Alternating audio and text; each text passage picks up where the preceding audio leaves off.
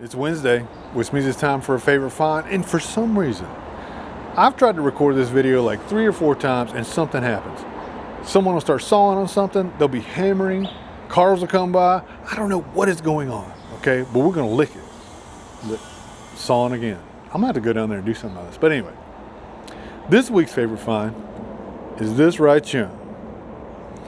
Now, at first glance, you may be able to tell this is a Civil War era Massachusetts militia coat button.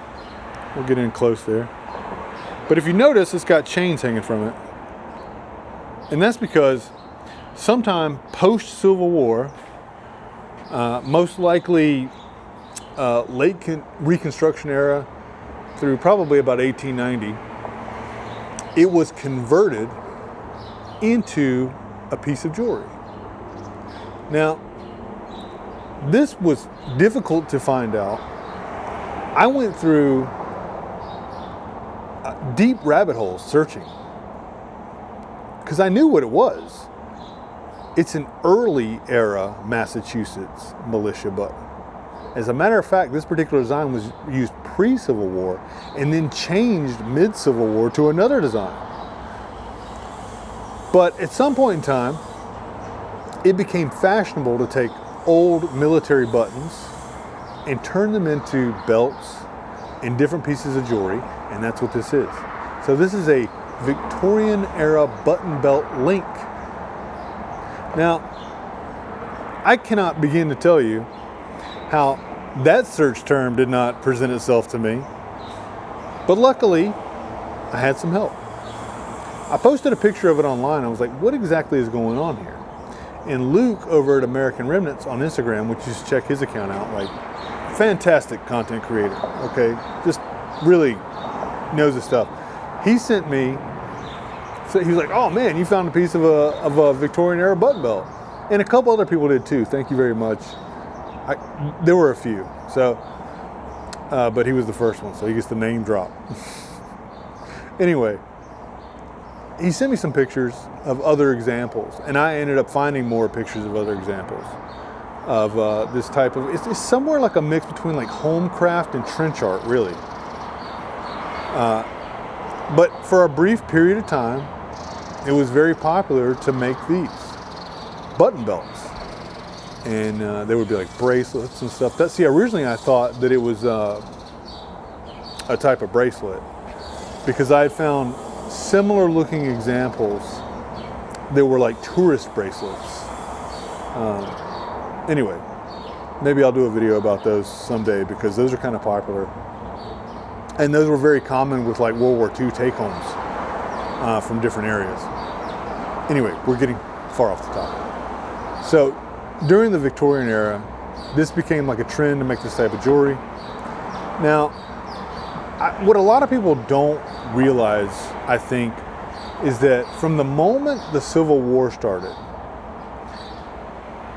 before it even ended, relic hunters were immediately jumping on battlefields, and they were taking whatever they could find. Buttons and surpluses of buttons were like sought after immediately. Okay, so I don't think that a lot of people were walking around with Civil War era button belts.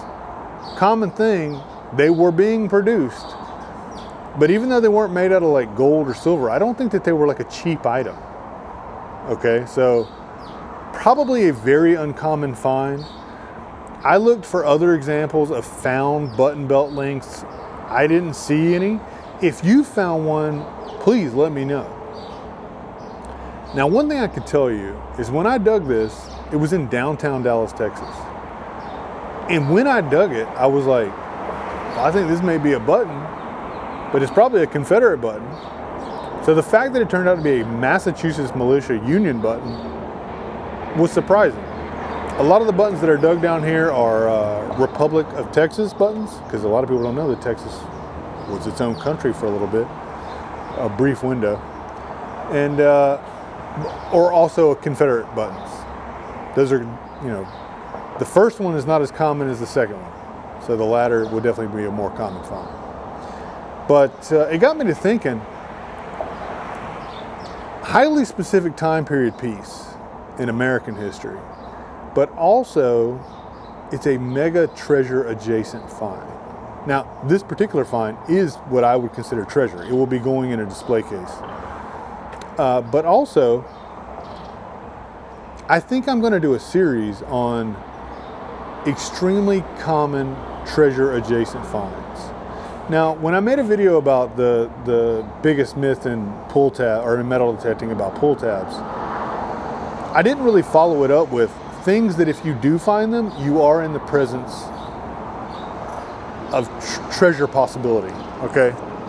So like, for example, this particular item, it was most likely lost in a time period where definitely silver coins are available, but also gold coins are in use. I don't think a lot of people realize that, like, you know, gold coinage stops in 1933. Silver coinage goes until 1964. So there's also a little gap there, you know, where people aren't using gold coins, but they are using silver. But there is a period of time where there is prominent gold coin use. And I think I may do just like a video series about like things that if you do find, you are definitely in the presence of the possibility of silver coinage and maybe even gold coinage. Because I think that there's not a lot of myths, but this is information that can come in very handy. And if you guys have any finds out there that you feel are extremely treasure adjacent, let me know about it. Or if there's anything you want to see a video about that you don't know about, shoot me a message. Comment down below. So I look forward to doing that. But if you guys have seen any other examples of dug Civil War button belts, let me know, because I just, for my own interest, would like to see them. With that said, we're going to be rolling into this week's walk and talk with some things. We're so close to 2,000 subscribers, which is going to trigger the next giveaway. I got something cool I'm giving away, I think. Well, it's cool to me. I did realize that what I like isn't necessarily what everyone else likes. So maybe it won't be cool. Maybe you won't like it. But I do. And I think we're like sub 20 away. So that's really cool. Thank you to everyone who's helped support the channel.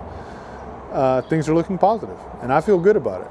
And we're just going to keep chugging along and plugging along, and we're going to get after it. So we'll have some good news this week with the walk and talk. If you get out this week, I hope you get that treasure. Also, if you'd like to submit a favorite find, or if you just like stickers or any swag that I may have at the time, email me at igetthattreasure@gmail.com. I will send it out to you free of charge. And I always look forward to hearing from you guys. And I got a whole bunch of new stickers, so we're good to go on the sticker front. I'll see you Friday with a walk and talk, and thank you so much for watching.